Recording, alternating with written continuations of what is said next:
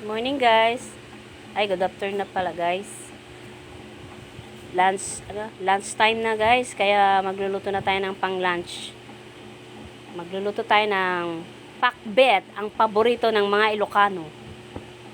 Ito na po, magigisa na tayo. Gigisa na natin yung... Actually, dapat baboy ito. Kaya lang, mas maganda siguro giniling para masarap. Try ko lang giniling. Tapos yan, igigisa mo na siya.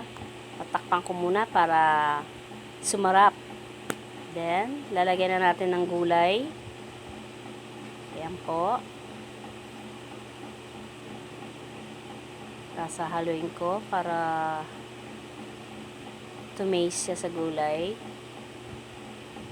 Ayan. Sige. Daming gulay. Paborito ng mga anak ko kasi ang gulay eh. Gulay is a healthy food. Diba guys? Yan. Diba? Sige. More gulay. Ito, paborito ko to kasi ako ay tubong Ilocano from Pangasinan. I live there in Pangasinan. Ayan, nahalo ko na siya. Ayan, para lumasa siya sa gulay, kailangan nating haluin.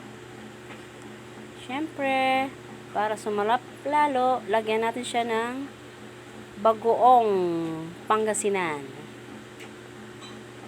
Diba? Yan ang nagpapasarap sa pakbet. Amoy pa lang, nagugutom na ako, guys! Oh my God.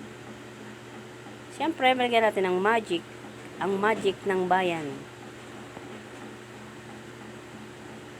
Yan, sarap. Naamoy ko pa lang, nagugutom na ako, guys. Yan, malapit na. I'm hungry already. Mga anak ko nakabang na rin. Gutom na raw sila. Yan, konting halo pa. Kaunting tiis pa mga anak, kakain na tayo. Just relax.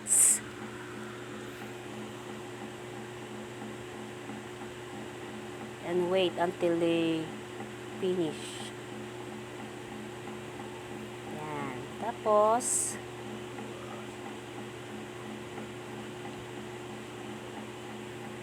natin ng konting soup, sabaw, para may konting sabaw.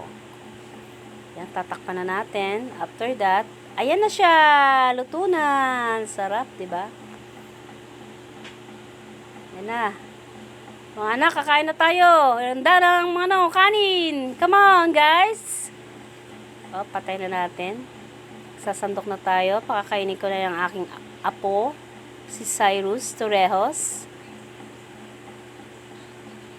Paborito din ng apo ko to eh. Sobrang sarap daw. Binola pa ako. Lola, sarap ng luto mo. Sabi ba naman? Yan. Tapos, syempre, meron siyang fish. Ang terno ng pakbet ay isda. Okay, guys. Thank you, guys. Kain na na.